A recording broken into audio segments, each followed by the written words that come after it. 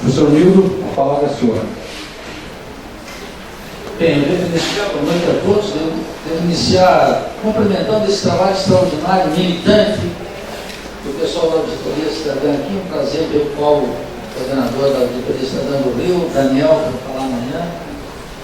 E, claro, dividir a mesa com a nossa estimada, entranhável Maria Lúcia Tatorelli, militante primeira dessa causa, que contra vento e maré enfrentou esse tema há muito tempo, mais ou menos como o exército louco, uma espécie de um pequeno exército louco, destituído de razão, mas que está tocando no nervo das questões essenciais, tentando tirar a política da banalização que a burguesia coloca todos os dias a atividade política.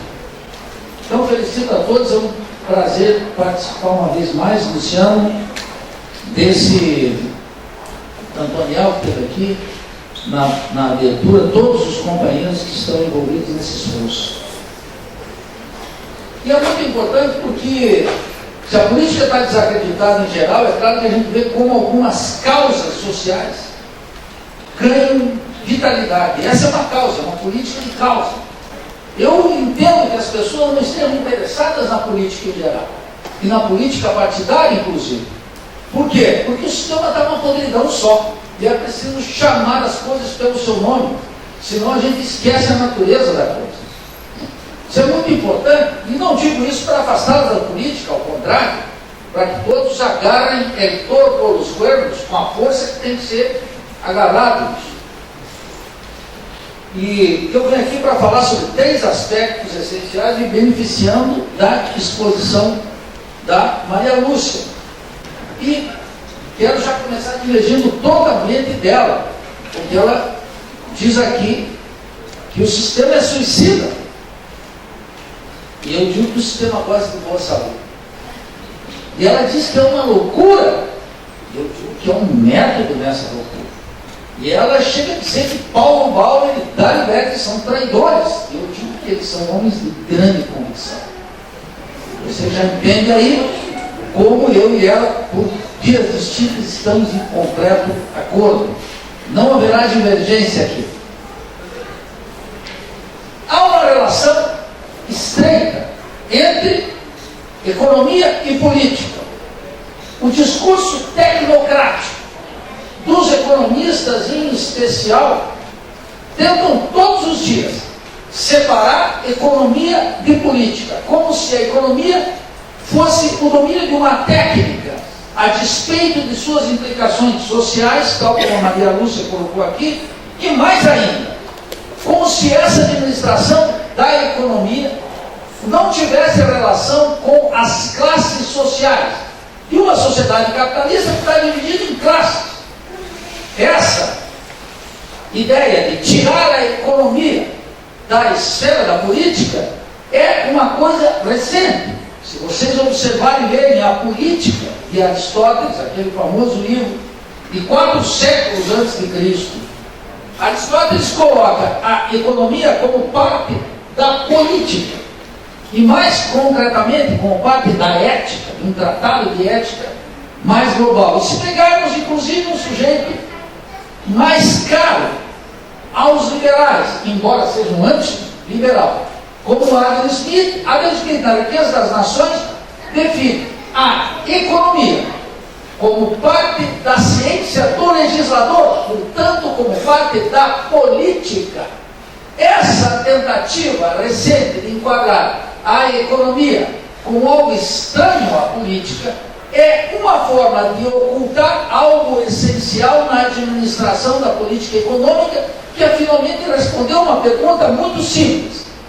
Cada medida do governo, cada medida do Banco Central atende, favorece, enriquece ou empobrece quais classes sociais? Todo o debate de economia está aí para responder a essa questão. Como se produz e como se distribui a riqueza. Eu não vou ficar aqui limitado a Adam Smith e vou dizer tal como Marx, como se produz a riqueza. De um lado, e como se empobrece milhões do outro lado, que é o mesmo mistério. O nosso querido Marx já, eu não ia perder a chance de vir aqui falar do Marx, já resolveu todo o esforço que está aí, inclusive o Henrique está como candidato, não porque vai ter alguma eficácia eleitoral, mas porque a administração do sistema peducano, e mais concretamente, o mundo das finanças, requer que exista um profeta que não ceda, Paulo, aos apelos mundanos, à dor de milhões, à miséria, à exploração e à violência que afeta a grande maioria da população. Meirelles não está aí para ser um candidato viável, está aí para ser um reformador da consciência brasileira e naturalizar isso que a Maria Lúcia chamou aqui da austeridade. Um mundo sobre a austeridade. Um mundo que entenda, tal como o general Mourão, vice-candidato na candidatura do ultraliberal Bolsonaro, que vale qualquer coisa. Ele está aqui a serviço em Washington do liberalismo, está aqui para naturalizar um princípio que ele diz que é que um soldado atua na selva em condições difíceis, sem reclamar, aceitando o vale de lágrimas de maneira infinita. É isso que eles querem para o povo brasileiro. E não se explica esse apelo ao que os economistas chamam de austeridade fiscal, senão dentro de um conceito que é esse vale de lágrimas será eterno. Toda luta da auditoria cidadã e a luta política no Brasil se resume em dizer que nós temos que sair disso que eu tenho me denominado há muito mais tempo, emprestando uma expressão que era do liberalismo da imprensa burguesa, a república rentista. Essa é a advertência, portanto, inicial. Essa íntima relação entre economia e política, ela tem que ser discutida, portanto, em todas as esferas da vida social. Por que esse quadro é esse? E por que cada uma, por que virou Constituição a PEC 95? Por que isso foi colocado lá? Por um capricho, por um apreço, pela legislação? Não! Porque a classe dominante decretou uma guerra de classes contra o nosso povo, como todos vocês. Agora, a austeridade não será passageira. A austeridade tem que ser permanente. É tão importante respeitá-la quanto todos nós precisamos respirar para viver.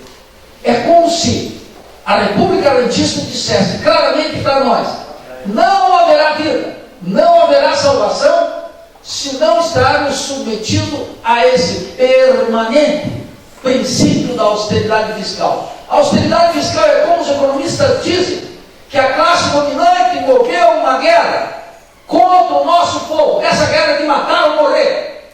É isso que nós estamos tratando. Ou as maiorias entendem isso, ou não sabem que estão dentro da baleia. E foram devoradas pela baleia. Vão continuar praticando como hábito da política uma ingenuidade, uma consciência ingênua que precisa ser dissipada. Porque a sorte de milhões estão colocados aqui e a sorte da nação está colocada aqui. A característica mais importante dessa república rentista é o fato de que todas as trações do capital estão coesas. Nós nunca, na história da república, tivemos um acordo tão grande entre o capital industrial, o capital bancário, o capital comercial e o capital agrário. Todos eles submetidos a esse processo de valorização fictícia do capital, que tem como epicentro da sua força precisamente a dívida pública. Os liberais vão dizer todos os dias que o Estado tem que sair da economia para funcionar melhor. E eu diria que, bom, se é para tirar o Estado da economia, eu seria o primeiro em aceitar, porque o capitalismo cairia no outro tipo. Se tirar o Estado da economia, o capitalismo cai. Quebra, como vocês viram aqui, a valorização fictícia. Os bancos não teriam que emprestar para o Banco Central, teriam que emprestar para a massa, que está precisando de empréstimo para absolutamente tudo, porque mais de 60, 70 milhões de brasileiros estão no prego do SPC. E a maioria, e uma grande parte, como os jornais da burguesia, como o Valor, mostram o alto grau de endividamento das famílias brasileiras. Então, Paulo, teria dinheiro para o empréstimo, mas os bancos são os primeiros que dizem: não queremos emprestar, porque temos aqui aquilo que o Keynes chamou de o princípio da liquidez, a preferência pela liquidez. E os bancos são os primeiros que fomentam essa atitude. Essa coesão entre as classes dominantes tem íntima relação com o Plano Real, que começou em 1994 com Fernando Henrique Cardoso, avançou durante 8 anos, seguiu impecável lógica durante 8 anos do presidente Lula, seguiu sob impecável lógica durante 6 anos da presidente Dilma, e segue agora sob impecável lógica durante os 2 anos do corrupto e liberal Michel Temer. Durante todo esse período, a política econômica obedeceu uma economia política centrada no sistema da dívida.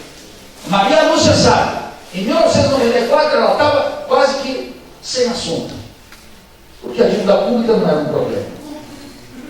Não foi a Maria Lúcia que criou a dívida pública, foi a dívida pública que criou a Maria Lúcia e tornou ela a contadora mais conhecida do Brasil merecidamente.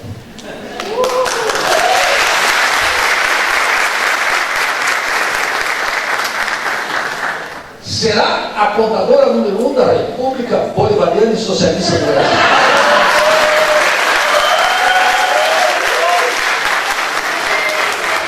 Há algo essencial aqui que a consciência ingênua precisa denunciar. A ideia de que o liberalismo de esquerda pode resolver os problemas do Brasil. Não pode, faz parte do estorno que precisamos remover. No Brasil avança uma consciência liberal sem freios. Não é só Henrique Meirelles, não é só Bolsonaro, não é só Alckmin. A grande maioria dos candidatos que estão aí, todos professam apreço pelo liberalismo.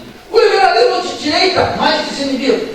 O liberalismo de esquerda, impotente, mais controlado, mas igualmente andando no mesmo passinho. Igualmente andando no mesmo passinho. Esse liberalismo de esquerda fracassou e foi destituído por esse bloco completo quando destituiu a presidente Dilma. Destituiu a presidente Dilma porque era uma necessidade do processo de acumulação. E porque o liberalismo de esquerda, baseado nos programas sociais, era não mais do que uma digestão moral da pobreza inaceitável para nós. Caiu não por seus erros, por seus acertos, caiu por seus erros graves. Quando a Maria Lúcia disse aqui, coloca os gráficos, nós vamos ver que a dívida, Paulo, começa lá em 94 e não para e não respeita nenhuma coloração política. Os programas sociais colocados aí durante os anos petistas eram uma digestão moral da pobreza inaceitável para quem tem consciência crítica. Por quê? Porque, como Maria Lúcia disse aqui, esse é um país que, a despeito de ser dependente e subdesenvolvido, cria uma riqueza anual gigantesca, que uma grande parte não fica na nação, é transferida para os países centrais, e uma outra parte é apropriada pelas classes dominantes com uma voracidade de sempre ultra conhecida de qualquer um que estuda a história do país. Vou dar só um exemplo, tirado não de uma obra de Marx, nem de Lenin, nem de Rosa Luxemburgo, mas da organização ultra bem comportada Oxfam, do establishment. E o que diz o último relatório da Oxfam? Maria Lúcia até citou aqui, 6 pessoas produziam a riqueza de 100 milhões, 5 possuíam a renda de 95. Mas eles têm uma certa utilidade para nós que trabalhamos com a economia política, porque não trabalham só com o conceito de renda. O liberalismo de esquerda, ou seja, os governos petistas trabalhavam com o conceito de renda e ocultavam o conceito mais importante para nós, que é o conceito de riqueza. E no conceito de riqueza entra não só a participação dos salários no produto, entra algo mais importante, a concentração da propriedade, títulos, ações e o sistema da dívida.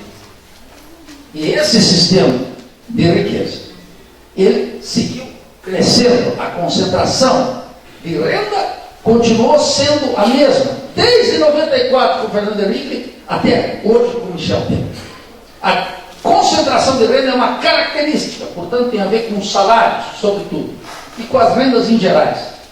Mas a concentração da riqueza não respeitou governos e seguiu crescendo de maneira absurda.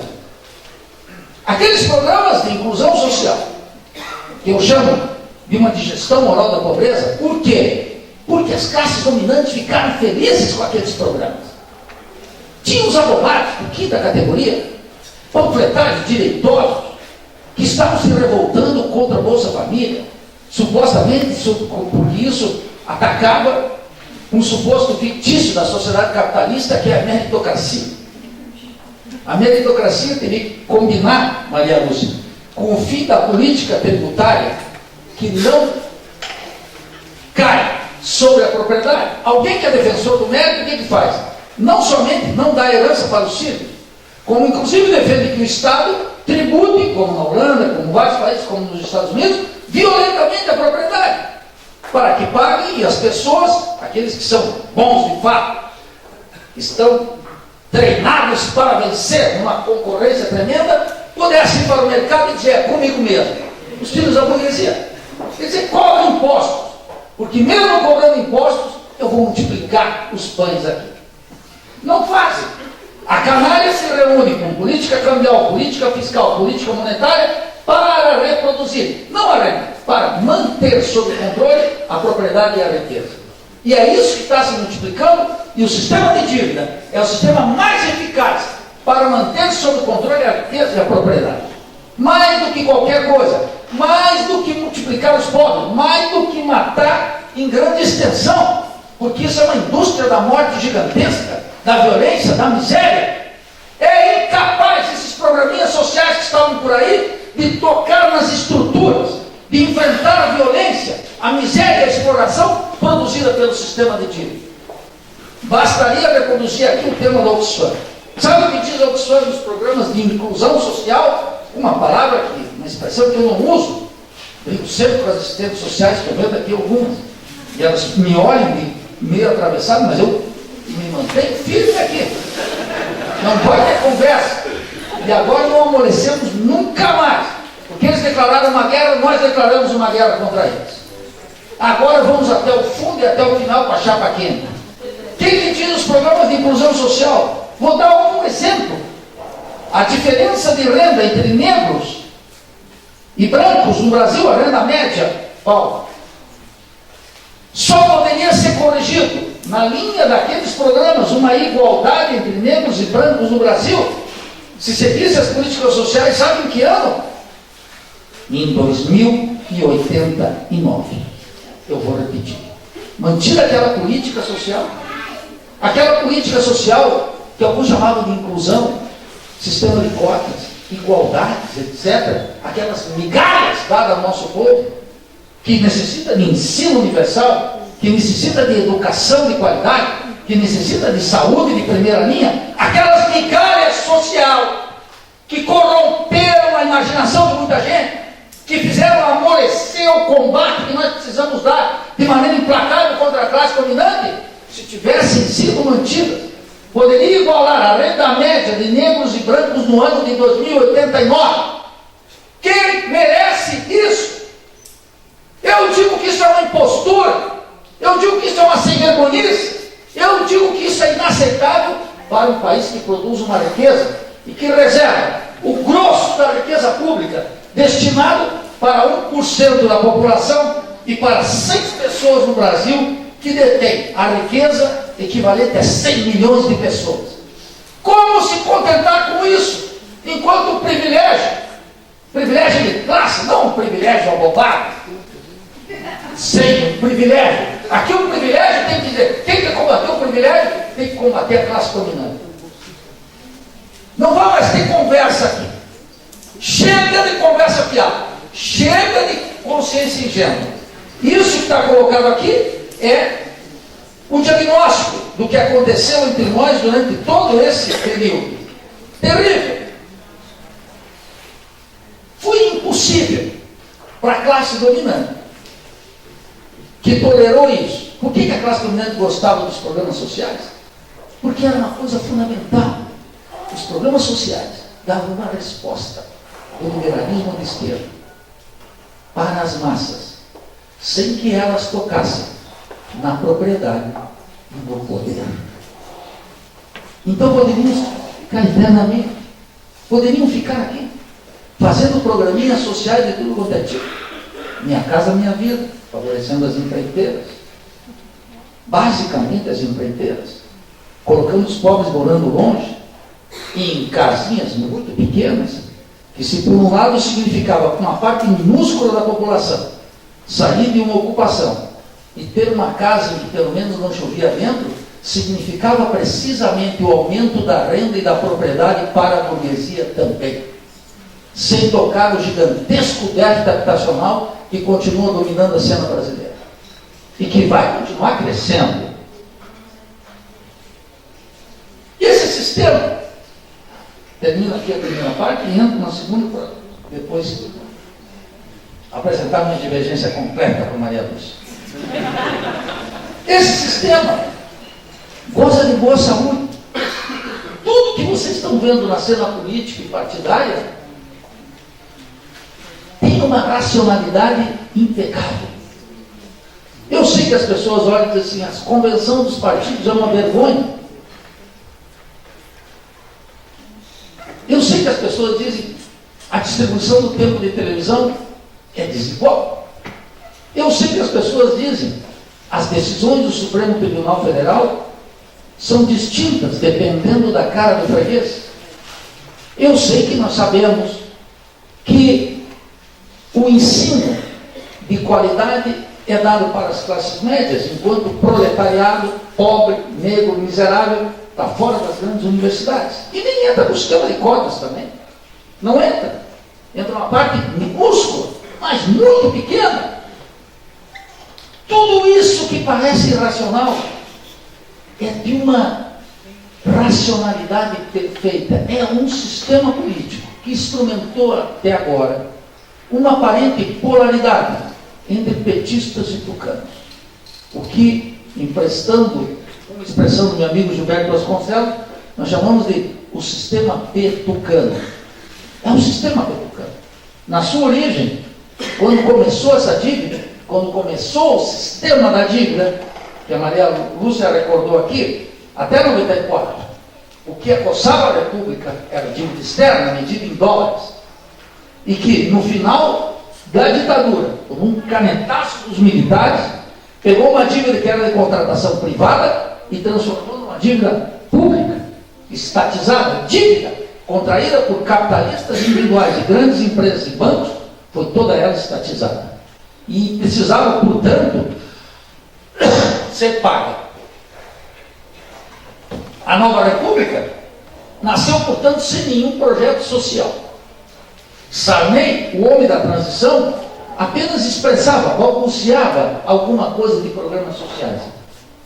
E o cínico do liberal de direita, chamado Tancredo Neves, só gritava, clamava dizendo que a dívida não poderia ser paga com a saúde do povo. Mas foi. Mas em seguida, logo que essa dívida foi estatizada, começou precisamente em junho de 94, no Plano Real, o sistema da dívida interna.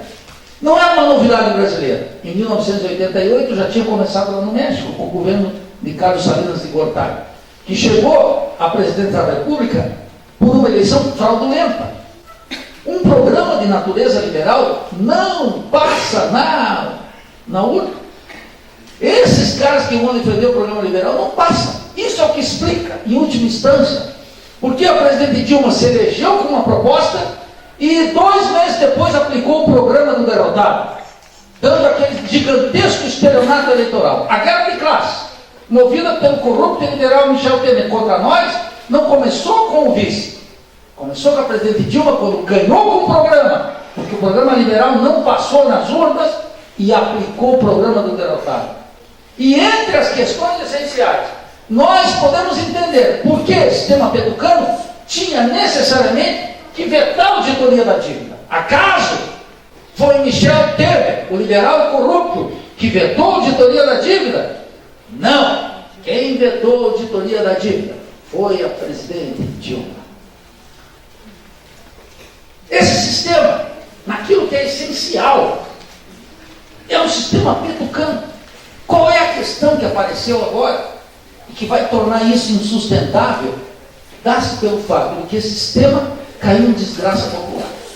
Quais são as razões pelas quais esse sistema não goza mais de legitimidade?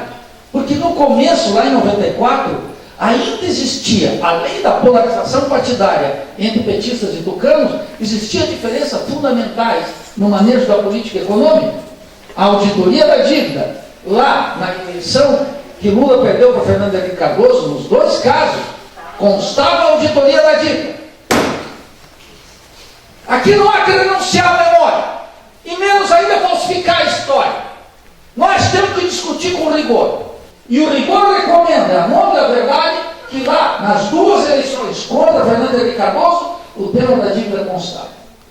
E o Brizola colocava com mais insistência e mais clareza. Não é que eu tenha preferência.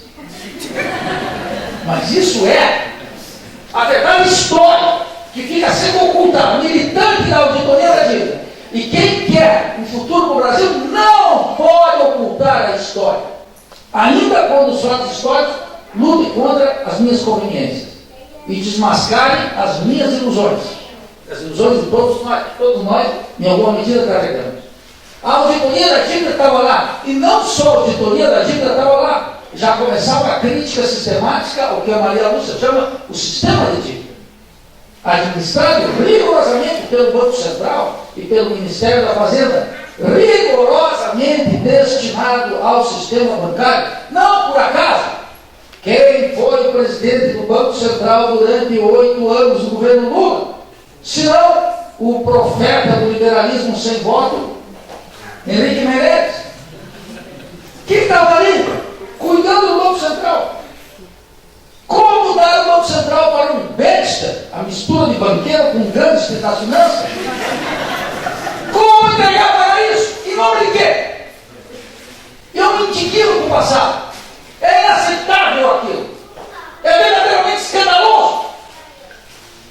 É um tapa na cara de quem entende duas moléculas de como tem que funcionar a economia num país subdesenvolvido e dependente. Nós não estamos na Suécia, nós não estamos na Dinamarca, nós estamos aqui no lado escuro do azul, em que mais de 80% da população ganha até 2 salários mínimos.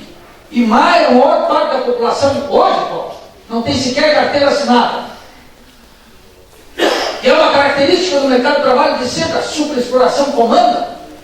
E programas sociais caritativos não podem enfrentar essa barbárie. Essa barbárie se enfrenta tocando no poder, na propriedade e no poder político da classe dominante. Isso se chama concretamente revolução social. E a última parte do que eu tenho para dizer aqui. Esse sistema tucano gozava ainda de alguma legitimidade durante 8 anos. Mas depois começou. O pessoal, como dizia o Brizola aqui no Sul, começou a costear o alambrado. E o petismo começou a ter sede viável, frequentar salão, tapete vermelho. E aí quem começou? Começou a mudar e tirou o tema da dívida. E admitiu que o plano real era uma conquista essencial da sociedade. E que controlar a inflação era efetivamente controlar o principal inimigo do povo. E o que bancava aquela inflação baixa, relativamente controlada? Em primeiro lugar, uma superexploração da força de trabalho. Em segundo lugar, o mega endividamento estatal. E em terceiro lugar, o aprofundamento do país numa divisão internacional do trabalho destinada a exportar única e exclusivamente produtos agrícolas e minerais.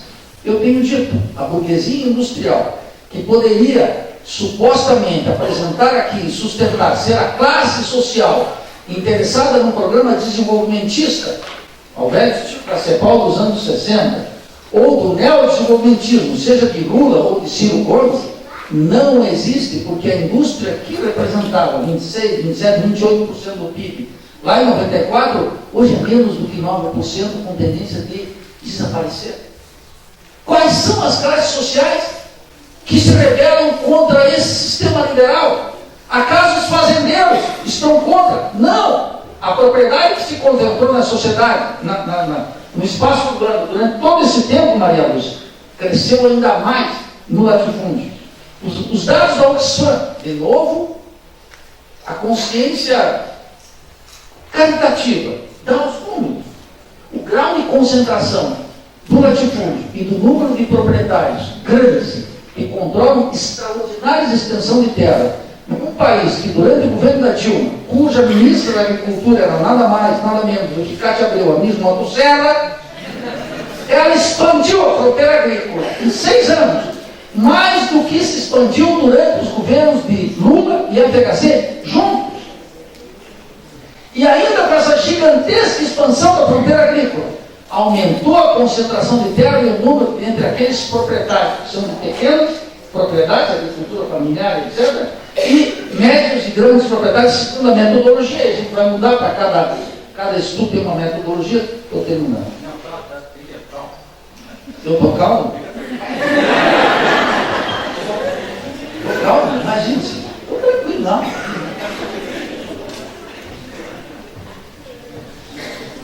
O crescimento dessa propriedade, a concentração da propriedade passou a ser uma regra fundamental. Os latifundiários são os primeiros que querem o liberalismo extremo. Por quê?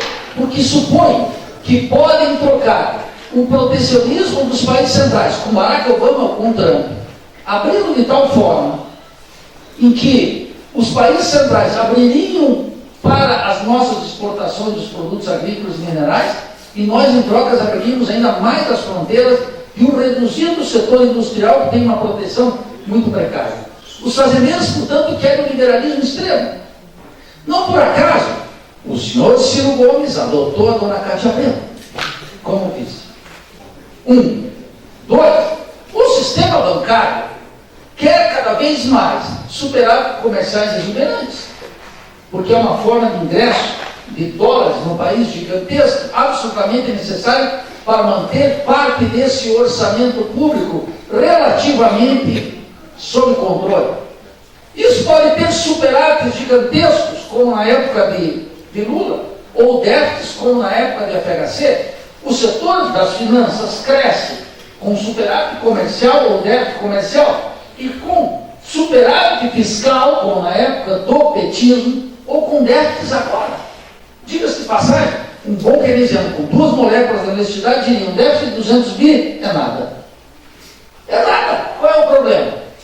Eu sei que isso aqui equivale para os neoliberais quase como matar a mãe, embora eles não tenham nenhum escrúpulo de matar a velha. Com a maior tranquilidade fariam. Portanto, os banqueiros estão nessa também. E o setor comercial? O setor comercial se beneficia cada vez mais de importar lá fora e vender aqui dentro. E é por isso que a política cambial assume esses bandaços de supervalorização com subvalorização. E agora é ruim é muito bom para exportar, é um pouco mais difícil para importar. Depois muda. A moeda se valoriza e permite a valorização. O setor comercial está nadando de braçada. Vejo aqui em Santa Catarina o cinismo político do dono da Havan virou subitamente um nacionalista. Eu que sou um comuna nacionalista, e sei a importância do nacionalismo revolucionário como força revolucionária, olho aquilo e fico vendo que ele adora a estátua da liberdade. Olha o grau de colonialismo das classes dominantes, isso é um perigo. O setor comercial está maravilhosamente bem com esse liberalismo. Então vejo latifundiários, banqueiros, comerciantes e o setor industrial é capaz de oferecer uma alternativa. Vejam os dados da Fiesp, vejam e analisem os documentos da fração mais importante da burguesia industrial, que é a Associação Brasileira de Máquinas e Equipamentos. Ela está de acordo com essa falta de Meirelles. E o que eles fazem? Assaltam o Estado à sua maneira. Como? Assalto ao Estado pedindo políticas compensatórias. Todo um projeto de renúncia fiscal, de subsídio sistemático, que tem que ser bancado pelo sistema da dívida, está intimamente articulado, tu sabe, Paulo, com benefícios compensatórios para essa burguesia industrial que de outra forma seria incapaz, mesmo de maneira residual, de disputar com os preços internacionais que vêm de Washington ou vêm de Pequim. Então, a burguesia toda fechou esse esquema. E quando fechou esse esquema, cancelou as diferenças entre os petistas e tucanos. Hoje, os dois, o consórcio petucano, luta para saber quem vai representar, com alguma legitimidade popular, o projeto dominante.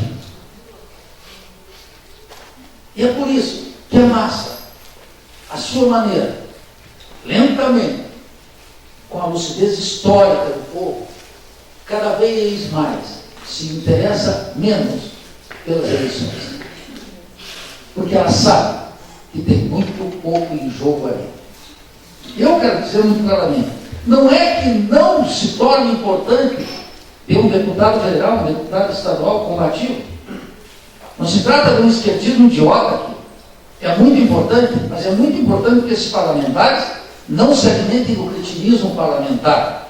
Essa crítica que Marx e Engels fizeram à nascente democracia parlamentar, que supõe que com algumas leis nós podemos mudar o mundo. É o mundo que permite a aplicação de algumas leis. Como nós vimos, lá no parlamento, puxado pelo Ivan Valente, se não estou equivocado, conseguimos o número de assinaturas necessárias para a auditoria da dívida. A CPI. E aí o que aconteceu? A dona Dilma vetou. Veja, aqueles que dizem que o parlamento é um obstáculo, têm que responder agora. Como? Um parlamento que se assemelha a um covil de ladrões, cheio de larápios, de bandidos, de gangsters, cuja maioria não há a menor dúvida do que representam, homens como Dário Berger, como senadores de Santa Catarina, destinados a estar lá para votar sistematicamente segundo os interesses da burguesia. Ou um colato, que é um deputado daqui, que está especializado em defender o latifúndio.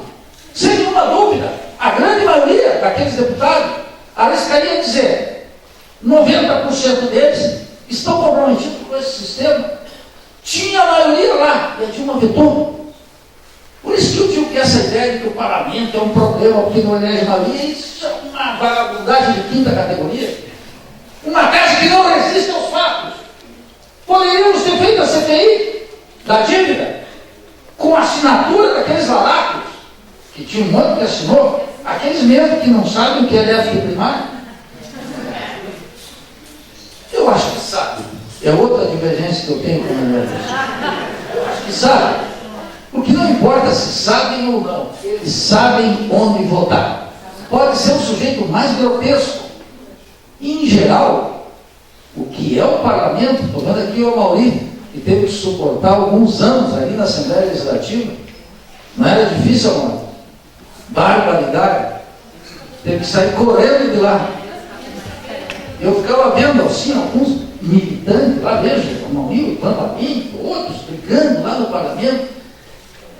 Eu prefiro ir para uma pedreira. Quebrar pedra.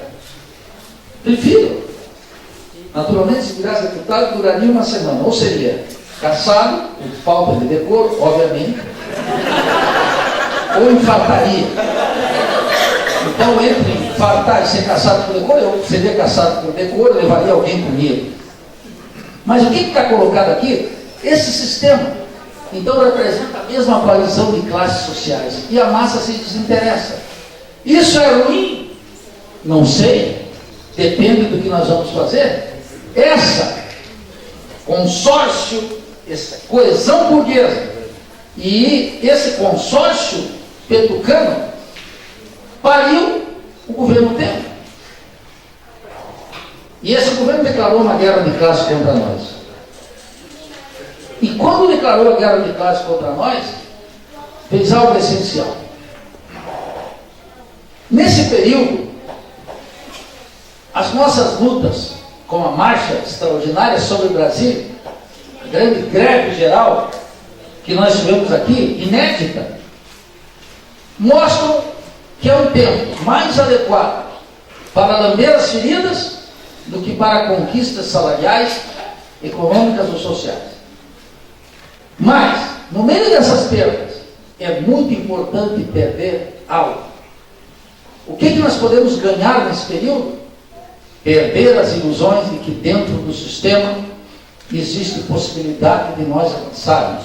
Se quer para aquele discurso morenga da cidadania, de extração católica, a lá CNBB, ou outras ideias de que podemos melhorar um pouquinho aqui, para as tremendas injustiças a que está submetido o nosso povo, não é mais possível.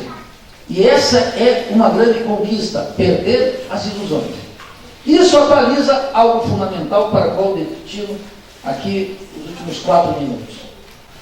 Está em curso no Brasil aquilo que eu chamo da Revolução Brasileira. Tem gente que torce nariz agora interna. Está louco? Mal conseguimos enfrentar o governo Temer. Tem aí Meirelles, Bolsonaro, Alckmin, Marina, Haddad, todos esses candidatos, todos comprometidos com mimimi, etc. E para não discriminar aqui, até o Bolso, o meu partido, está com uma conversa mole. Vamos deixar muito claramente estabelecido. Não está colocando o dedo na ferida. Essa é a questão.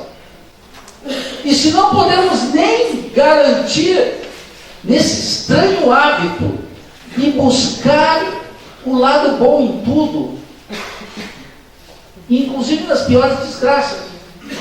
Alguns vão dizer, mas o nosso negócio aqui na eleição é evitar um mal maior. Então, vamos lá. Se for, num segundo turno, Bolsonaro e Alckmin, eu até fico pensando na possibilidade do Alckmin, porque o Bolsonaro é quase um proto-fascista. Isso é tudo falso. Rigorosamente falso. E estou disposto no outro debate a gente discutir, porque todos estão comprometidos com o mesmo programa.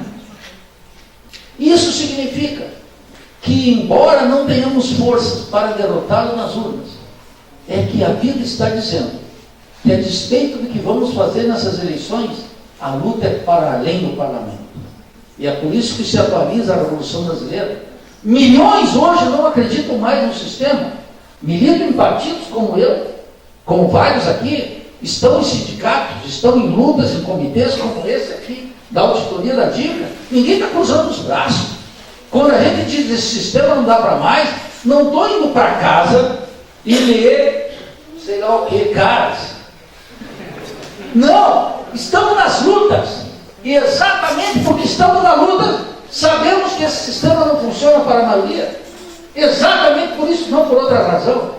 E o que está em jogo? Só que agora não estamos sozinhos. Milhões dizem que o sistema não funciona.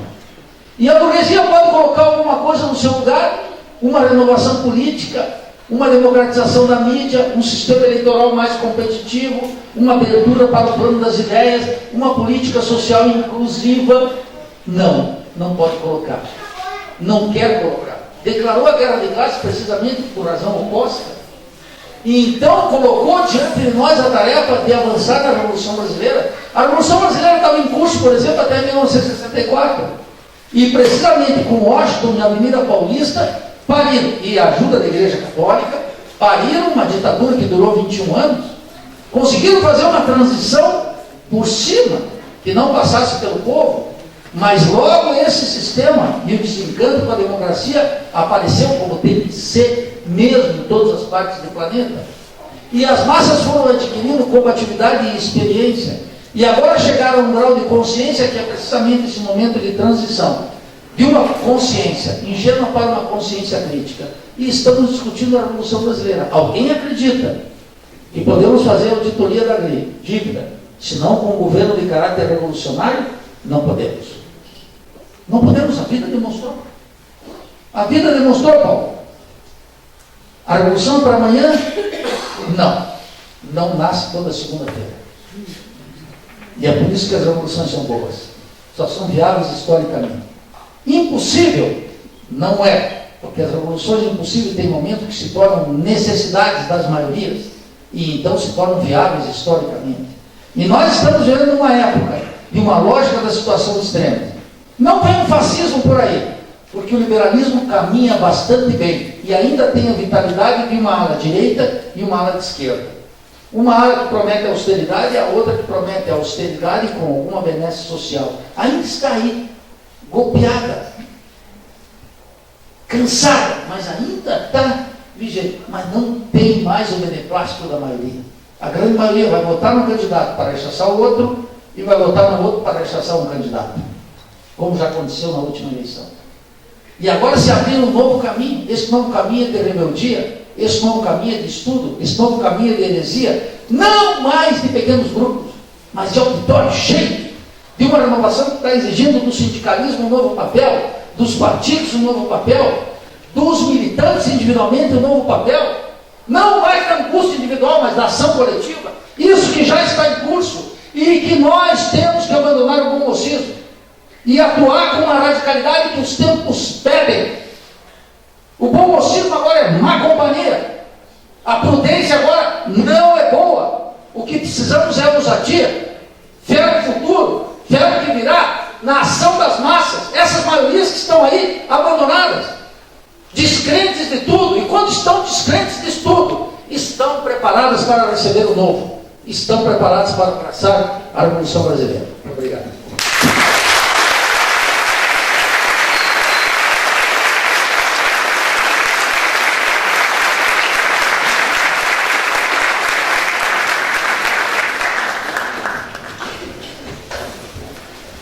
Então, pessoal, nós temos agora ainda um tempo aqui, de cerca de 50, 45 minutos, para o debate, questionamentos, a construção aqui do debate entre nós e com as respostas aqui dos palestrantes, Maria Lúcia e o professor Nildo. Primeira pergunta da Edina, integrante do Núcleo Catarinense da Auditoria da Dívida Pública, tem como profissão psicanalista. Boa noite a todos, boa noite Maria Lúcia, é um prazer conhecê-la pessoalmente. Obrigada, Nuno. Realmente é uma contradição, né? A Maria Lúcia eu tenho acompanhado através do Duplo Expresso, né, o seu trabalho. E, bom, o que o Nildo fala me parece pertinente no sentido de que parece que você continua acreditando, né? Você continua acreditando religiosamente, me parece, que algum milagre vai acontecer em algum momento e que você vai ser ouvida pelos surdos, como você mesma colocou há pouco, né? Estão surdos, eles não ouvem o que se tem a dizer. E quando ouvem, utilizam contra o que você propõe, não é? Como a CPI que você mencionou no Duplo Expresso, né? Eles ouviram, mas eles têm uma posição definida, uma posição da qual eles não querem sair. Não é o que o Nildo está trazendo aí em relação a radicalizar, né? A trazer a revolução. Por outro lado, quais são as condições, Nildo, concretas que você percebe para que essa revolução seja possível? Não é? Porque está muito claro, ninguém que está no parlamento ou que está no governo hoje ouve o que o povo tem a dizer, né? Eu conversei com algumas professoras esses últimos dias, né? E elas dizem, a gente está levando soco no estômago todos os dias, não é? E a gente não é ouvido. Houve toda a mobilização contra as OS, não é? Não fomos ouvidos. Não se avançou aí, não é? Qual é, Nildo, você que está trazendo aí a proposta de revolução, não é? Qual é o caminho? Né? Porque os socos no estômago estão sendo dados todos os dias, não é? Boa noite, meu nome é Paulo, sou estudante de Economia daqui da UFSC. E a minha pergunta para a Maria Lúcia é se ela pode trazer um pouco da experiência dela no Equador em 2007, que me parece bem pertinente para a gente tentar trazer um pouco para o Brasil. E para o Nildo, qual é o novo papel do sindicato que você mencionou no final da exposição?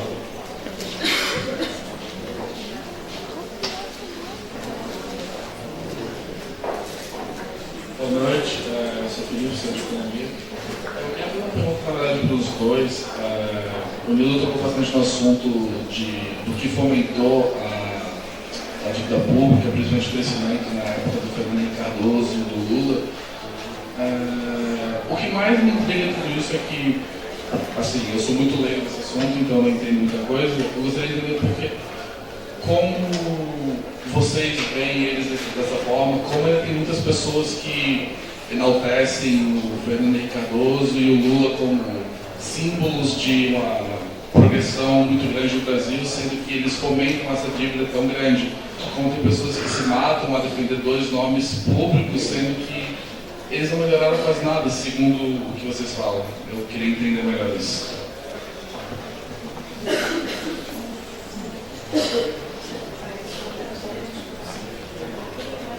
Boa noite, meu nome é Fabrício. Eu tenho duas perguntas, uma para a Fattorelli e outra para o Nildo. Para a Fattorelli, a questão da auditoria é sempre um tema invisível nos meios de comunicação, e inclusive entre a grande maioria dos candidatos à presidência, no caso. No entanto, tem um deles que, quando eu comecei a acompanhar mais de perto, uns 3, 4 anos atrás, era muito enfático em relação à necessidade de fazer auditoria da dívida. E era muito taxativo nessa questão. Eu não vou saber precisar exatamente há quanto tempo, mas em torno de 1 ano e meio a 1 ano para cá, começou a mudar um pouquinho o discurso.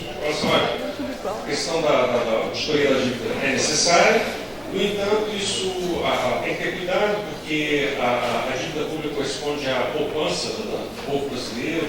Aí eu não entendi, E, enfim, depois, no passado tempo, começa a aparecer outras contradições. A minha pergunta é a seguinte: seria possível, realizando uma auditoria, quando chegar os resultados, por exemplo, temos que excluir 70% dessa dívida, por exemplo, na hora do Poder Executivo, executar o que foi proposto pela auditoria, fazer uma meia auditoria, porque esse é um candidato que ainda fala da auditoria, mas ainda hoje pondera, Então, na sua experiência, isso seria possível pelos meios legais, enfim. Por nível, eu queria fazer não é uma pergunta, mas propor, às vezes, um debate com vocês. Das cabeças pensantes de esquerda que eu tenho acompanhado, das que eu conheço, você foi um que tocou na questão, que eu ouvi dizer, tocar na questão da moratória da dívida. Eu queria que você abordasse um pouquinho mais esse assunto e quem sabe se a autoridade quisesse também fazer alguma exposição sobre isso, mesmo sem antes fazer uma auditoria, mas se sentir à vontade também tocar na questão da moratória da dívida.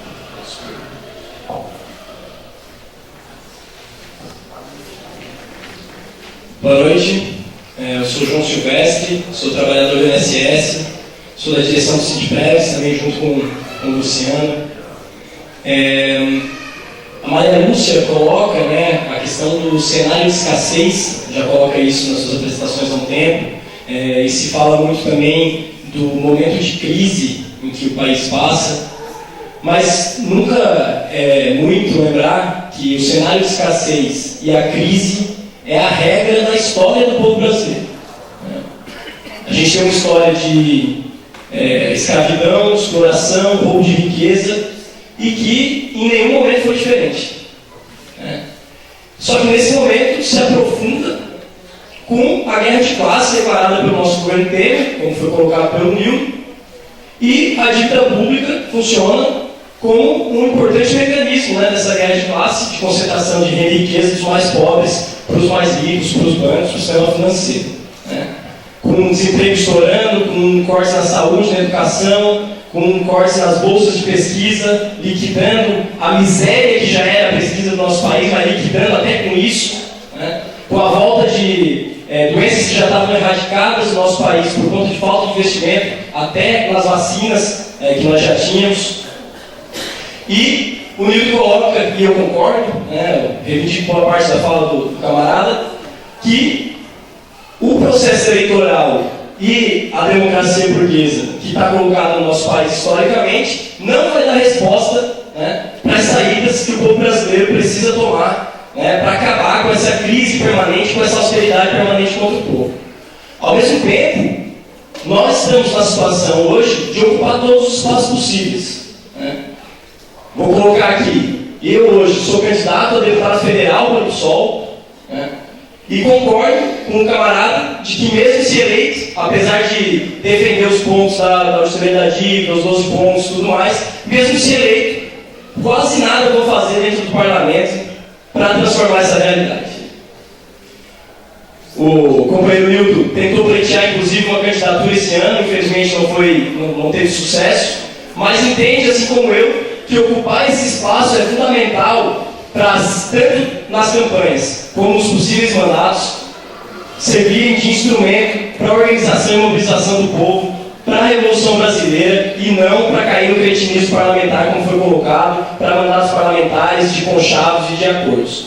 Só que eu queria complementar a fala do camarada Nilton. A gente precisa, mais do que nunca, acumular força para virar o jogo. E para isso, todos que estão aqui, que concordam, que vêm aqui, que assistem essas palestras, que entendem o que está acontecendo, não podem voltar para suas casas de forma passiva e acharem que o mundo está muito ruim e que tomara que alguém salve a gente, né? Quero fazer um chamado para todos que estão aqui, que estão em alguma categoria profissional, que fortaleçam o seu movimento sindical, que estão estudando na universidade, que fortaleçam o movimento estudantil, que passem a participar das atividades do centro acadêmico. Se o centro acadêmico é ruim, é cretino, toma o centro acadêmico. Sério. Que passem a participar dos movimentos de comunidade lá onde moram. Precisamos fortalecer os instrumentos do povo para aí sim avançar no destino próprio nosso e acabar com essa que a Maria Lúcia chama de cenário, mas eu chamo de história, de miséria, né, e de escassez do povo brasileiro, para que, de fato, nossa realidade de riqueza sirva para a maioria do nosso povo.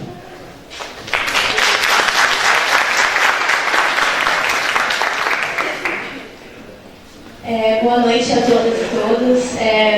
Agradecer o evento aí, né, que vocês estão fazendo muito importante, né? O Luciano cumpriu com suas promessas. E é um privilégio escutar novamente Maria Lúcia. O Nildo já tem acompanhado algumas palestras aí, concordo, apesar de algumas vezes discordar com ele.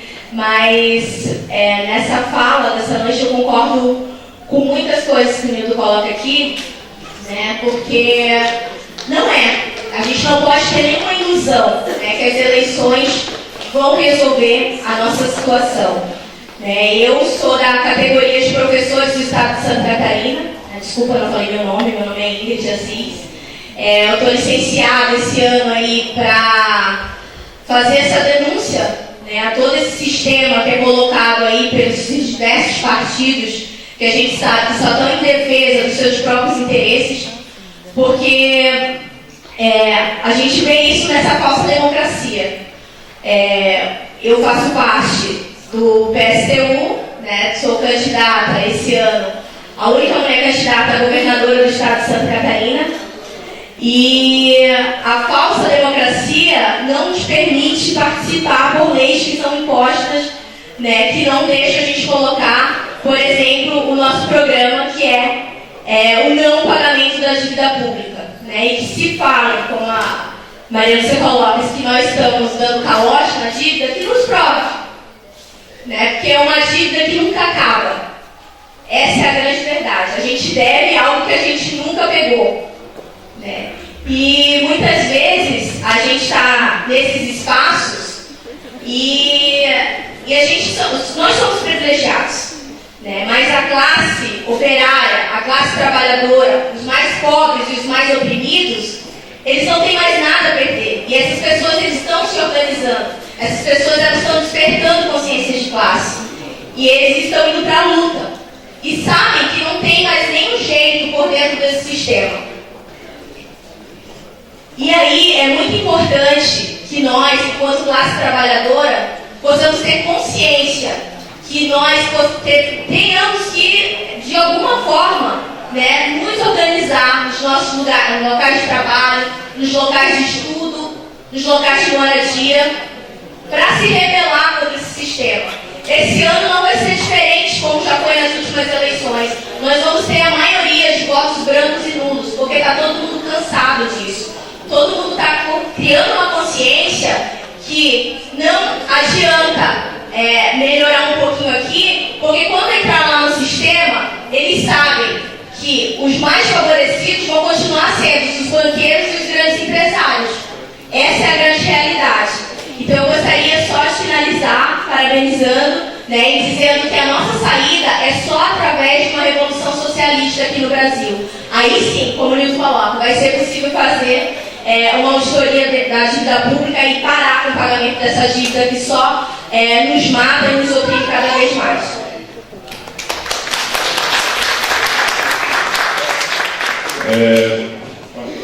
Boa noite, sou Maurício, sou economista, né, técnico do GES.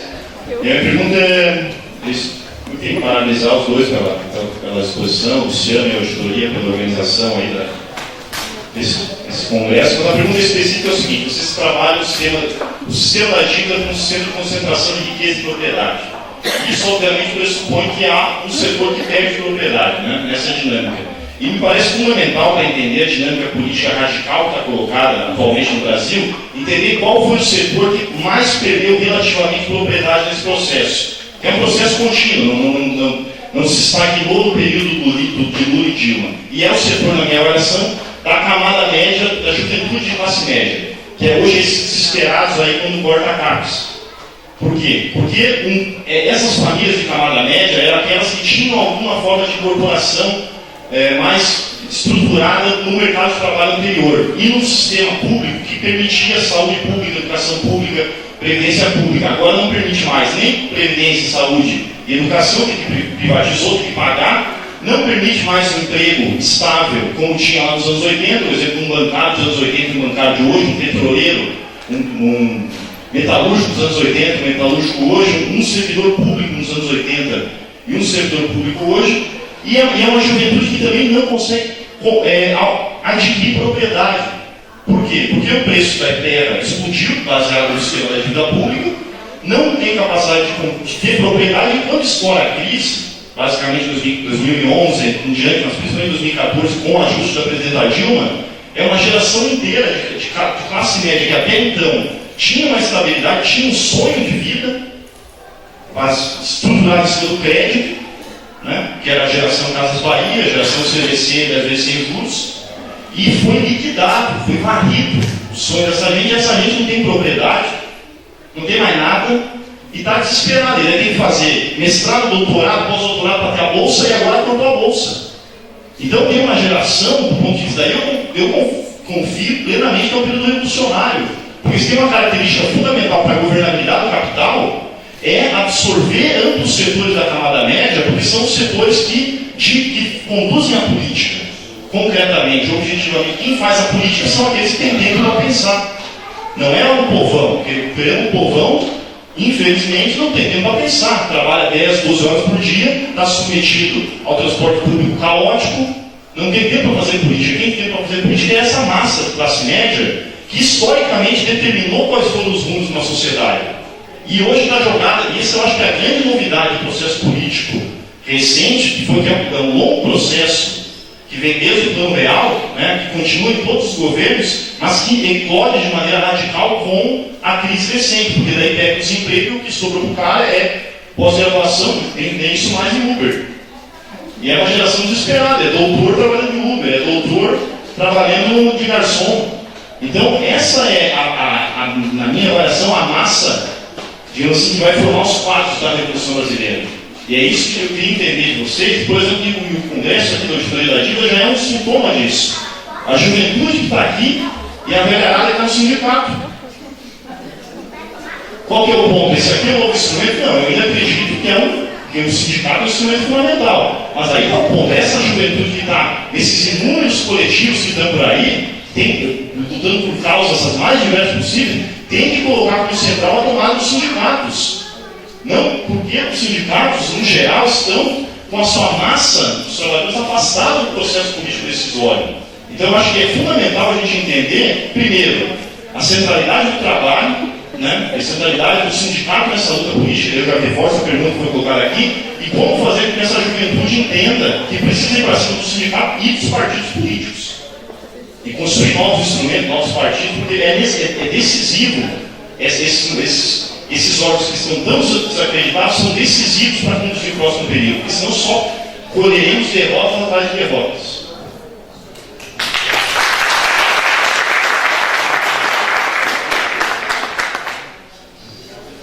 Boa noite, me chamo Fernando, sou professor em Joinville. É um prazer conhecer a Maria Lúcia pessoalmente, apesar de eu ter a sensação que já conheço há tanto tempo. O Nildo eu já conheço há muito tempo, desde que ele tinha cabelo, já faz muito tempo. E eu tive a oportunidade de fazer um curso com o Alejandro Olmos Gaona, na Argentina, parceirão, Fernando Augusto de Assis. Tive a oportunidade de fazer um curso com o Alejandro Olmos Gaona, que participou do Ciclo de Auditoria no Equador, que tem uma literatura vasta sobre o assunto. E o Alejandro deixa claro, tudo também, né, que a dívida, quem participa do parasitismo da dívida não é só o empresariado brasileiro, mas o empresariado internacional também. Né? O parasitismo da dívida brasileira, o parasitismo sobre o trabalhador brasileiro é mundial. Né? Eu pus os bancos que faziam parte das dívidas num trabalho que eu fiz há uns anos atrás, e tinha 2 bancos brasileiros. 2. Todos os outros credores da dívida pública brasileira eram bancos estrangeiros, em 2015, por exemplo. Né? Eu queria que tu falasse um pouquinho disso, né? do internacionalismo, do parasitismo das finanças no Brasil, do rentismo, né? da dívida pública. Né? E, por outro lado, a gente sabe também que, nacionalmente, quem é parasita da dívida pública brasileira não é só o setor bancário, mas também industrial. Né? E a gente sabe que, apesar de tudo isso, tem um fundo material, objetivo, que é a falta de, no sistema, na história da dependência brasileira, a incapacidade da indústria brasileira de se defender através da produtividade, que faz ela rumar, né, para o parasitismo. Deixar de produzir parafuso, chinelo, macarrão e microchip e parasitar as finanças. Né? De maneira que, eu vou na linha do Nildo, né? A gente falar de uma auditoria ou falar dessas mudanças importantíssimas fundamentais que a gente está propondo aqui, inevitavelmente leva a gente à discussão da revolução. É impossível fazer uma reforma, uma mudança do padrão industrial brasileiro nas atuais relações de classe histórica da dependência brasileira, de maneira que a gente está falando socialismo de maneira inevitável. Eu queria que falasse um pouco disso. Né?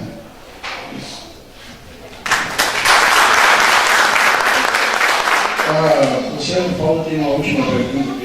Ele veio do Rio de Janeiro, só para perguntar no programa deixar ele fora. Boa noite, é um prazer estar aqui com vocês. Meu nome é Paulo Lins, eu sou aqui agora, vou falar com o servidor do IBGE. Primeiro, eu achei maravilhosa a exposição da Maria Lúcia, não vou nem falar porque eu conheço bastante.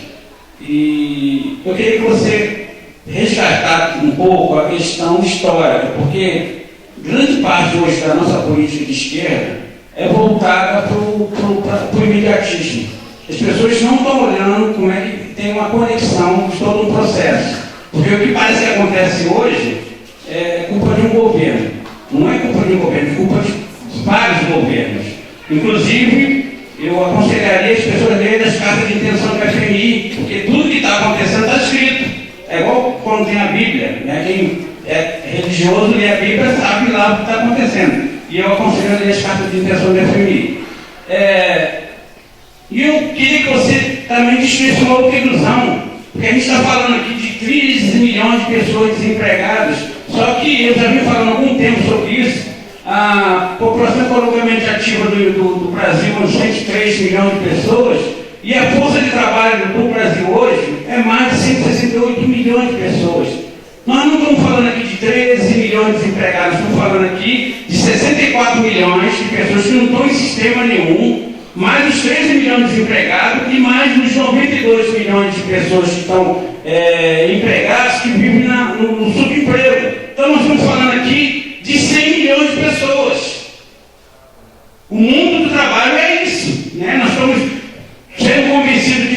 faz uma política para 13 milhões, como nós temos 100 milhões de pessoas fora dessa força de trabalho, fora desse mercado.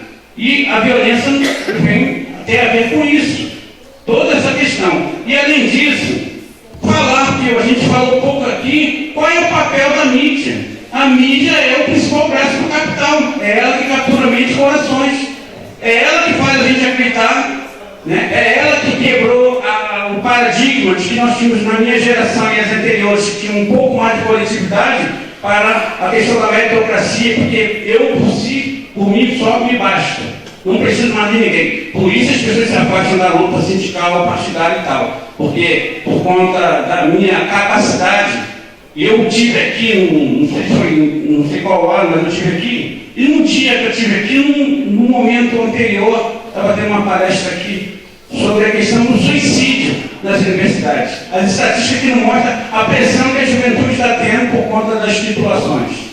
Tá? É uma coisa grave, né, porque as pessoas ficam muito angustiadas com essa questão e a pressão que nós estamos vivendo no país, e depois que a pessoa se forma, faz o seu mestrado, seu doutorado, não tem muito espaço no mercado. E para finalizar, as pessoas que pensam esse país nunca se importaram com esse país. Eu tive fazendo um debate na Associação Brasileira de Pesquisas Físicas no Rio de Janeiro, na URCA. E lá eu falei para eles que no momento que eles tinham o dinheiro do projeto na mão, eles sempre pensavam no projeto pessoal, não foi projeto de país. Enquanto tinha dinheiro para fazer pesquisas, que os pesquisadores estavam envolvidos com muito dinheiro, eles nunca se preocuparam com isso. Aí quando acabou o dinheiro, o dinheiro cortou, as pessoas queriam fazer até greve. Tá? Então a gente tem que pensar que hoje nós não temos projeto de país. O projeto de país não existe. Então eu queria que você falasse um pouco disso, porque essa questão histórica é necessária, porque no Rio de Janeiro está acontecendo, e nos outros estados também está acontecendo a mesma coisa. Nós estamos convencidos de que tem uma tragédia, e essa tragédia ela não existe, essa tragédia está sendo criada, e nós acreditamos que isso é verdade, né? Porque nós não temos mais saúde e educação, porque não tem dinheiro. Quando falou da Minha Casa Minha Vida, você sabe o que é o projeto da Minha Casa Minha Vida? Se vocês olharem aquele gráfico ali, vocês vão ver que a habitação é zero. Por que é zero se nós temos um projeto da Minha Casa Minha Vida? Porque não existe realmente envolver o dinheiro do Estado brasileiro. O que está fazendo é você autorizar, você pegar um empréstimo na Caixa Econômica, eu te tiro da miséria, lá do papelão, te boto no condomínio, só que agora você vai ter que pagar, entrar no sistema para pagar. Você vai ter que pagar água, condomínio, IPTU, tudo que você não pagava antes. Né? E por conta disso, grande parte das pessoas que vivem hoje nesses projetos da Minha Casa Minha Vida estão inadimplentes porque não tem dinheiro, porque trouxeram uma porção de dívidas, despesas que devem ser pagas. Então, eu queria que vocês falassem um pouco disso aí, né, desse projeto de país que, o último dado que eu quero colocar para vocês, eu estou fazendo uma tabela, um gráfico de 94 até agora, nós tivemos um PIB acumulado de 95 até 2017 de 68 trilhões. E desses 68 trilhões, 13 trilhões de serviço da dívida, né, nós pagamos serviço da dívida, 13 trilhões, mais de 20% do PIB acumulado de 95 até agora. Né? Esse é o país que nós temos, e se a gente não lutar, eu aprendi uma coisa, nós estamos aqui hoje porque alguém ousou lutar contra o sistema lá atrás, porque senão estava todo mundo aqui subversivo. E eu não quero deixar para os meus filhos e netos o que a geração do meu pai deixou para mim, uma ditadura. Então nós precisamos lutar e compreender como é que todo esse processo está sendo construído e que a gente precisa colocar primeiramente a nossa vontade de lutar, né, e de ser cidadão e de construir um país melhor e mais igualitário. Então eu fiquei muito maravilhado com a exposição de vocês e estamos juntos aí na luta. Tá? Obrigado, Paulo. Obrigado a todos. Lembrando que amanhã o Paulo será um dos palestrantes, o professor Daniel também. E, dada a avançada hora, eu já peço desculpas de antemão. Temos aí 10 minutos para cada. Sei que é difícil elaborar em 10 minutos todas as perguntas, todos esses questionamentos, mas é o que temos. Então, vou começar então a inverter com o professor Nilton e depois passo para a doutora. Bueno. Bueno. Beneditiano, está entendendo aqui? Tá. Então ela diz o seguinte: bom, a gente faz, etc., não é ouvido. Sabe o que a gente tem que fazer, gente? Dar as costas para o amo para o qual a gente quer ser ouvido. Alguém não nos escuta mais? Demos as costas para eles. Tchau. Vamos derrotá-los? Vamos substituí-los? Vamos matá-los? Vamos destruí-los? Isso. Não, nós estamos de acordo. As condições para a revolução. E por que nós estamos falando disso? E agora esse discurso veio para ficar. Tu é psicólogo. Tu sabe a função do Rivotril na sociedade brasileira. Do Rivotril. Não é? Quanta gente na angústia. Nossa Senhora. Não, eu entendo, eu só quero te dizer o seguinte: essa indústria farmacêutica não teria essa exuberância no Brasil se não tivesse sido movido por angústias que são insolúveis dentro do sistema. Angústias tremendas, angústia de tudo, angústia de falta, angústia de solidão, angústia de desamor, angústia de preocupação, de todo tipo. Quem não vai para um analista, vai para uma igreja evangélica, tratar suas dores lá na madrugada. Milhões, essas igrejas que exploram a angústia, o sofrimento e a fé de milhões, estão ali. Então, de onde nasce a revolução? Não nasce da cabeça dos intelectuais, nasce das condições concretas em que estamos vivendo, e cada vez mais graves, cada vez mais terríveis. E exatamente, eu adorei isso, eles não nos dão ouvido, e é exatamente por isso que a revolução é viável. Porque se eles nos dessem ouvidos, tratando uma partezinha, dando uma coisa, nós ainda manteríamos a esperança de um diálogo com eles, e é o que não existe mais. Que nós temos que bani-los. E isso exige uma nova praxis política, entre as quais, respondo aqui para o Paulo, inclusive, a prática nova dos sindicatos. Pense nos sindicatos. Eu leio o Valor todo dia. O Valor é aquele jornal da burguesia. Então, eu leio todo dia aquele jornal. O que está aparecendo lá? Que a demanda nos tribunais de causas trabalhistas caiu violentamente. Por quê? Porque se o trabalhador perde, ele tem que pagar as custas do processo, então ele nem ativa. O que significa isso? Que aquela luta sindical baseada mais na fé no advogado do que no dirigente, caiu por terra. Que bom! Que bom! Quantos sindicatos sustentou seu prestígio na fé nos tribunais? Eles nos tiraram direitos? Bom, vamos começar agora a colocar o seguinte: ninguém mais está preocupado em manter o departamento jurídico, porque o departamento jurídico do sindicato é incapaz de manter direitos. Não só porque os juízes e toda essa maracutaia de tribunais, mas o Supremo Tribunal Federal está ali para dar lições públicas, televisivas, de como eles atuam, como confiar nos tribunais. Ninguém mais. Segundo, os sindicatos vão ter que abandonar a sua submissão a uma razão de partido. Cada central sindical aqui no Brasil estava agarrado a um partido político. Agora os partidos políticos se desmoralizaram e os sindicatos vão ter que ter autonomia diante do Estado e dos partidos. Para honrar aqui a pergunta do Paulo sobre história, quando a Central Única dos Trabalhadores nasceu para ter a autonomia do Estado e dos partidos políticos, e foi gradualmente se submetendo a um partido político que era o PT e a uma razão de Estado que esse partido estava submetido. E foi uma catástrofe geral. Geral. Então agora, sem a crença na justiça, sem a partidarização e sem uma coisa muito importante dos dirigentes sindicais, sem o mandonismo dos dirigentes sindicais, tem que aqui incorporar aquele ditado zapatista: mandar obedecendo. Os líderes sindicais têm que estar submetidos à vontade da massa e, portanto, tem que desde distribuir um jornalzinho com sua própria mão no local de trabalho até uma prática distinta. Isso tudo tem curso. Eu não estou inventando nada, isso tudo tem curso já. Tudo que eu estou dizendo aqui é só a constatação da realidade. E os sindicatos serão, como o Paulo e o Maurício requerem, protagonista, desde que não acredite na justiça, não se partidarize e tenha uma nova praxis política cuja função do dirigente de base é estar permanentemente vinculado à base, não para contemplar a base, não para ficar de demagogia com a base, mas para dizer aquilo que os dirigentes acham que tem que ser. E arriscar seu próprio pescoço nesse dizer.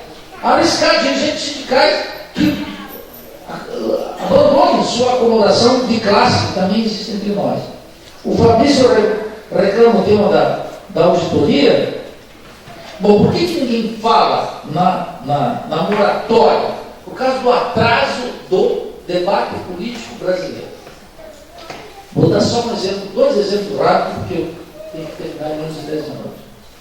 Aqui no Brasil, tem gente que fala em onda fascista e golpe fascista. É o único país da América Latina que se fala isso. Na Argentina não se fala, na Costa Rica não se fala, no México não se fala, na Colômbia não se fala, na Argentina não se fala, no Equador não se fala em nenhum lugar. Só que o atraso, o debate político do Brasil é o mais atrasado da América Latina. Mais atrasado, quem as mulheres estavam em todas as redes sociais discutindo essa semana? Uma votação do tema do aborto no parlamento argentino, em que o Senado rechaçou, as massas na rua, e isso foi no parlamento, aqui isso nem foi. E foi aquele vexame na última eleição, que a Dilma arriscou um pouquinho um Twitter de um bispo, liquidou o assunto. Um tuitaço, eu nunca vi um Twitter tão poderoso. E nunca vi tanta covardia também. Percebe como é que é? O debate político do Brasil é um atraso gigantesco comparado com os demais países latino-americanos. E pela mesma razão não se fala em moratória. Nós sabemos, nós estamos a fim da auditoria por quê? Porque em seguida não vamos discutir essa tese. Porque a auditoria desmoraliza a legitimidade jurídica que supostamente ela briga. Porque a auditoria mostra o que é de fato corrupção, que o roubo na Petrobras vai ser um roubo de pirulito. Maria Lúcia colocou aqui, os swaps bancários feitos por Dilma Rousseff é um crime de lesa pátria, a tal ponto que um senador, office boy dos Estados Unidos, que é o José Serra, subiu na tribuna do Senado e disse, olha, eu sou da oposição, mas queria dizer para a presidente Dilma que ela não faça swap bancário, porque a gente sabe o que é feito um swap bancário. Isso eu quero dizer para vocês rapidamente. Um swap bancário, o Banco Central poderia fazer se estivesse na iminência de uma crise cambiária e de uma fuga de capitais gigantesca, e daí então um prêmio absurdo, qualquer, um cupom cambial, tudo que a Matheus vai dizer aqui, que poderia ser uma carta de momento de desespero e o governo acossado pelo sorteio. Não é o caso. Não é o caso. Foi servidão voluntária na veia. Então, o debate público, Fabrício, sobre as questões essenciais, é muito pouco. Concluo no teu aspecto seguinte: o debate sobre Minha Casa Minha Vida, cotas sociais, isso aí tem mais importância que um assalto como. É que o pessoal está muito abobado por pequenas coisas. Tem que ter uma reversão dessa praxis política. Eu sei que muita gente não acha simpático, mas eu não estou aqui para ser simpático. Estou aqui para dizer aquilo que eu estou acreditando, sabe por quê? Porque em 6 meses nós vamos estar de acordo. Inclusive, muita gente torce o nariz para aquilo que eu digo. Não que eu digo, um monte de gente está dizendo. E hoje, a auditoria não é popular, mas em muito pouco tempo vai ser. Sabe por quê? Porque se seguir do jeito que está, não descartem a burguesia fazer um ataque contra a moeda, derrubar a moeda e colocar o tema da moratória pela contradição burguesa. Ou seguir endividando o Estado de maneira gigantesca, proliferando essa austeridade, que o que vocês acham hoje terrível será muito pior amanhã. Então é isso, a qualidade do debate. Por último, o Paulo reivindica, o Maurício também, eu estou de acordo com o diagnóstico que ele faz do tema da classe média. O problema aqui é quem vai representar tanta indignação. E quando a gente olha isso, dizendo que estamos órfãos. Qual é a minha tese aqui? Tem a ver com o Paulo, com a história. Por isso que eu reivindico a Revolução Brasileira, que já começou lá atrás. Alguns acham que começou em 30. Eu acho que avançou durante os anos 60, pode ter começado em 30, na sua formulação burguesa. A partir de 60, ela avançou com uma conotação popular, foi abortada pela ação da ditadura, voltou, tirado pela janela, voltou pela porta da frente, com a crise do sistema petucano, e a burguesia não tem que colocar no local, e não tem que colocar nesse sistema agora, não tem como encantar as massas de novo, para a mágica do voto, ou aquilo que os jornalistas canalhas, ou seja, os jornalistas dizem, a festa da democracia. Quem acredita nessa conversa morta? Quem? Ninguém mais. Isso significa que tem uma insatisfação. Então a pergunta que cabe, quem vai representar essa indignação? Está um campo aberto, incrivelmente órfão. Quem vai representar a indignação das classes médias, cada vez mais pauparizadas? Quem vai representar a indignação de ambos os setores sociais que estão jogados num abismo social do qual não existe a menor possibilidade de sair? Essa que é a questão. Quem vai representá-los? Os partidos políticos não creem. Os sindicatos com suas autoridades também não. Vai ser esse grande turbilhão da Revolução Brasileira que está em curso. Essas indignações que somam seminários e organismos como esse, sindicatos honestos, intelectuais honestos, são poucos, mas existem. Políticos parlamentares que estão ali brigando no parlamento sem se iludir que com o parlamento pode mudar a realidade brasileira. Os milhões de oprimidos e explorados anônimos que lutam nesse país, você não pensa que esse país está sem luta? O ano passado 2.000 greves. Não sai na capa do jornal. Os sindicatos estão em ação, está tendo uma renovação aí, Paulo, gigantesca. E é exatamente essa memória histórica que é fundamental. Nem para não esmorecer e para não se iludir. Eu acho que essa é a questão. Finalmente, queria agradecer ao Luciano e aos companheiros da auditoria aqui o privilégio de estar com vocês. Sigo militante da causa, sigo sempre disponível. E um prazer imenso reencontrar a minha entranhável Maria Lúcia Patonelli, com quem temos completa concordância e nos mantemos hereges contra. Queria dizer isso. Ela reclamou com razão. Tem uns economistas aí. Eu sou economista, mas não perdi o juízo. Keynesianos que ficam o tempo todo desacreditando a pizza, que ficam buscando uma explicaçãozinha sofisticada para o endividamento estatal, que esquecem inclusive as lições do bem comportado John Maynard Keynes sobre a necessidade de fazer a eutanásia do garantismo.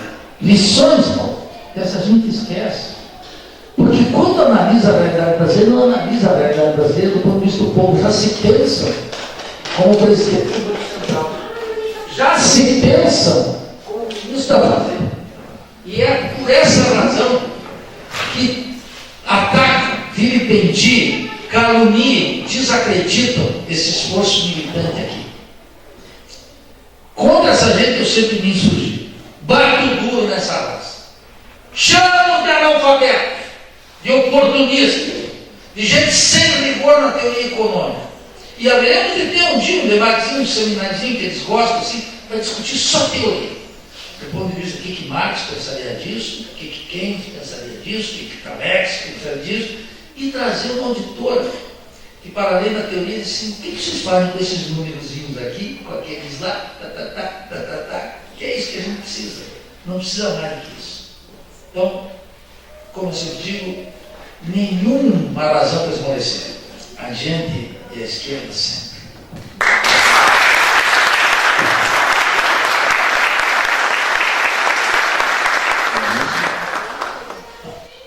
Bom, antes de começar a responder, muito grata mesmo pelas perguntas, pelas colocações. Nildo, sempre o nosso mestre, né? Aprendemos muito com ele, rimos também. Grata pela concordância. Bom, eu falo as coisas de uma forma diferente, mas a nossa concordância, ela está presente, mesmo que eu fale de forma muito diferente dele. A Revolução, por exemplo, eu costumo dizer que ela está na Constituição Federal. Está lá nos objetivos fundamentais da República. Lá o poder emana do povo. e vai ser exercido, e deve ser exercido pelo povo. O que é isso? Não é o que você crê? O que vai ser a revolução? É o dia que o povo exercer o poder. Agora eu pergunto, como é que o povo vai exercer o poder se ele nem tem informação? A maioria nem sabe que o Brasil é rico, porque vive numa miséria tão profunda, vive tão excluído, tão massacrado, tão pesado, escravizado, nem sabe que o Brasil é rico. Como é que a gente vai construir a revolução sem informação? Com essa mídia que tem aqui no Brasil, que desinforma, totalmente dominada pelo sistema financeiro. Então, nosso movimento escolheu essa bandeira da dívida. Não é solução para tudo. Claro que não é. É uma bandeira. Agora, é uma senhora trava. Eu não vou falar cunha, eu falava cunha. Naquelas engrenagens ali, aquelas engrenagens do sistema financeiro. Primeiro, antes de falar das engrenagens, a gente tem que saber contra o que nós estamos lutando.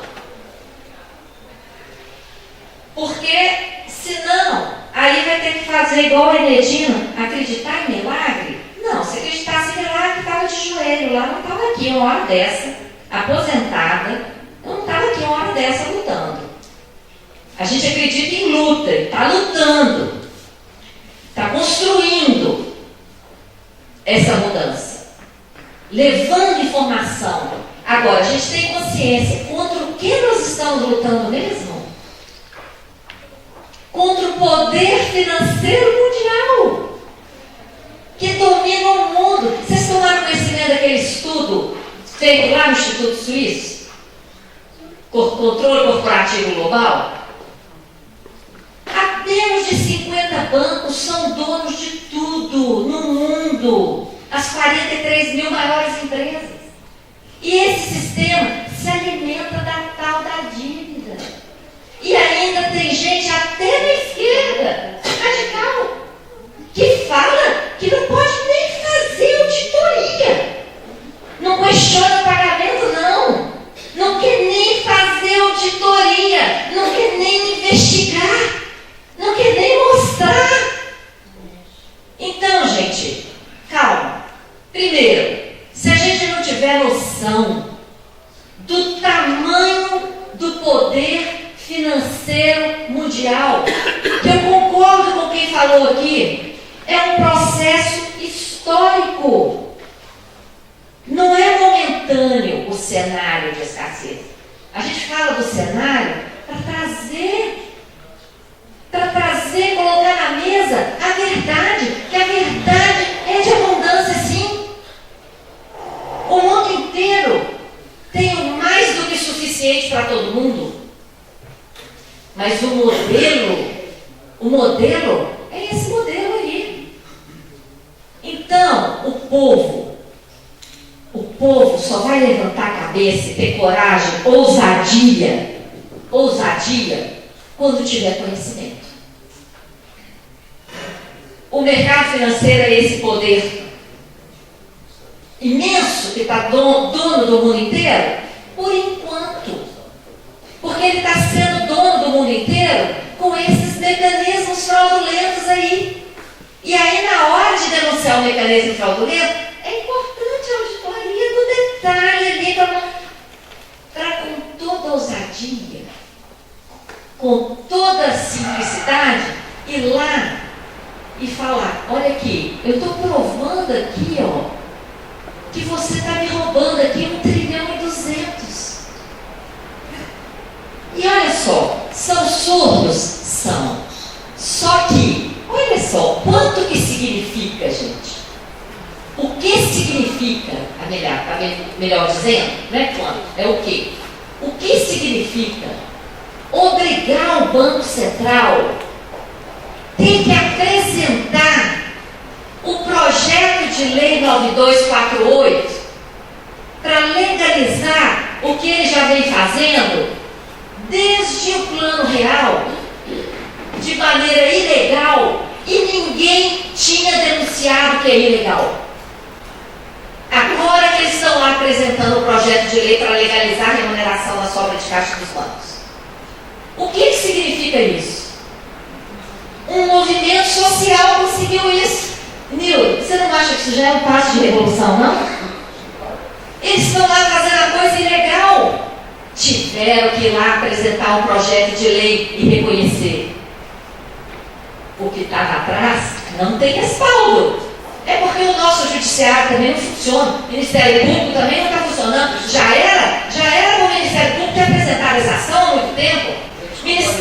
Funciona exatamente o que não faz o que tem que fazer. Funciona para lá. Bom, então, gente, nós acreditamos sim e vamos continuar acreditando, porque graças à nossa crença saiu a auditoria do Equador. Duas pessoas aqui pediram para comentar o Equador, o Paulo e o Fernando. Sabe como é que aconteceu a auditoria do Equador? Em 2006 teve o Fórum Social Mundial em Caracas, na Venezuela. Nós viramos madrugadas, vários voluntários da Auditoria Cidadã, pesquisando a dívida na América Latina, descobrindo os traços comuns que nos levaram a criar o termo sistema da dívida. Escrevemos uma cartilha em espanhol, ela inclusive tem o nome de Cartilha das Madrugadas. Na época não tinha ninguém aposentado no nosso grupo, a gente fazia realmente de madrugada a cartilha, levamos para Caracas, distribuímos aquilo ali, tá. Naquela mesma época, inclusive o Rafael Correia tinha acabado de ser demitido como ministro do governo anterior, porque ele se negou a assinar um contrato de dívida. Se negou e perdeu o cargo. Quando ele estava lá juntando, arrumando as gavetas dele, a imprensa estava lá filmando e desqualificando-o, o povo foi para a porta do ministério, porque os movimentos nacionais de dívida lá no Equador são historicamente fortíssimos.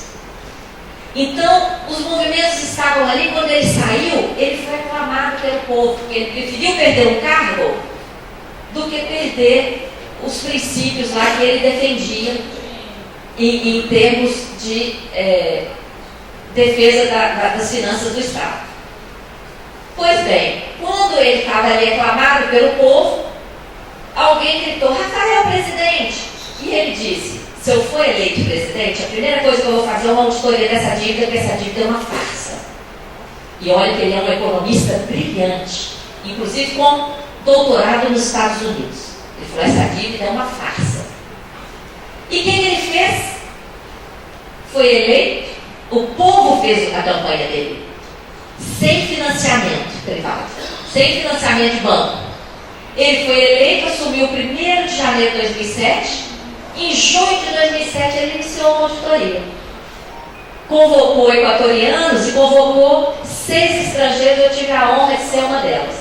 No dia da inauguração da auditoria lá, oficial, mandaram a passagem para eu ir. O ministro da Fazenda, Ricardo Patino, estava com aquela cartilha em espanhol e disse assim: foi daqui que saiu a inspiração para essa auditoria. Então, eu digo a vocês, eu acredito. E vou continuar acreditando. Porque aquela auditoria anulou 70% da dívida externa equatoriana em títulos. Triplicou o investimento em educação naquele país. Recriou o sistema de saúde pública, que o ajuste fiscal tinha sido tão drástico que não tinha mais saúde pública no Equador, o povo morria à língua, ou então à custa de caridade de alguém que chegasse a tempo. O Equador erradicou o analfabetismo. O Equador tirou muita gente do desemprego. Aliás, foi aqui em Florianópolis, num curso de 8 horas, que um equatoriano levantou e me fez abrir a boca chorar. E eu não sou de chorar, não. Hoje eu fiquei emocionada aqui. mas para eu chorar é difícil. Bom, o que aconteceu depois disso tudo no Equador? Como nós vamos deixar de acreditar nessa luta? A auditoria é uma ferramenta poderosíssima, sabe por quê? Ela busca a verdade. Ela não busca teoria, ela não acredita em modelos, ela vai atrás do documento, do dado, da consequência. É mostrar a conta, mostrar o documento, quem paga, quem ganha. A auditoria está ligada à verdade. E a verdade não tem nada mais poderosa que ela. A verdade é a mesma coisa que jogar luz. Quando a gente quer a verdade, o que a gente fala? Vamos jogar luz sobre isso aqui. E eu tenho que encerrar? Eu peço desculpas se não vai dar para responder as perguntas. Eu vou fazer matéria no Facebook sobre essas perguntas. Mas só para... No Facebook da auditoria, todo mundo vai ter que curtir lá para ler.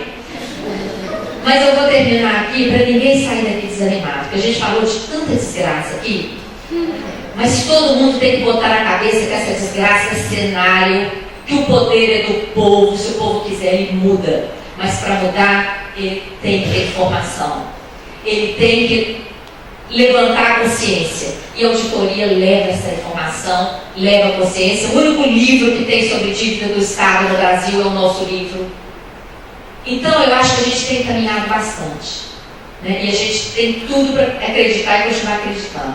Se me permite só contar uma historinha muito rápida, vou resumi-la numa frase.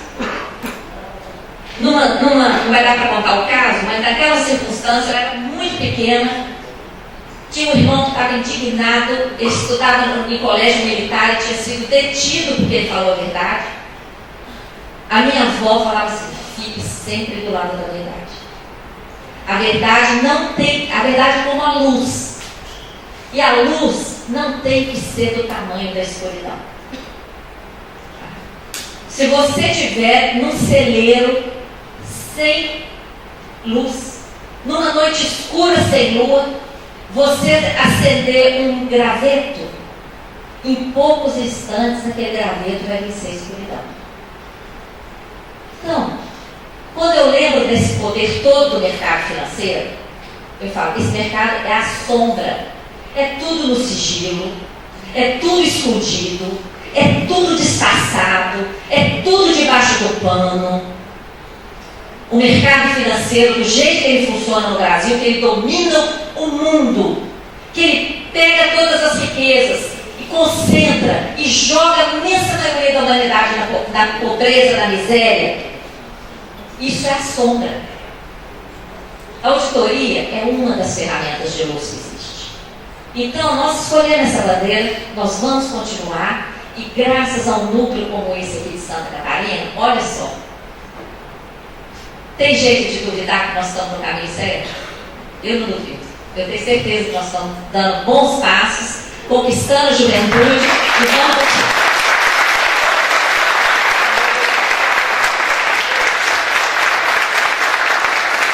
Em nome do Núcleo Catarinense, queremos agradecer enormemente ao Dr. Pato Alegre, professor Júlio Luiz, a todos os presentes que ficaram aqui até agora. Lembrar que amanhã continuamos o congresso e pedir, né, que os voluntários continuem aqui. Infelizmente, a gente poderia passar muito mais tempo, a gente sabe, né, da complexidade e da importância do tema, mas a reitoria tem horário, tem os funcionários aqui também que precisam ir para casa. Então agradecemos a todos a participação e esperamos vocês amanhã aqui, tá bom? Muito obrigado.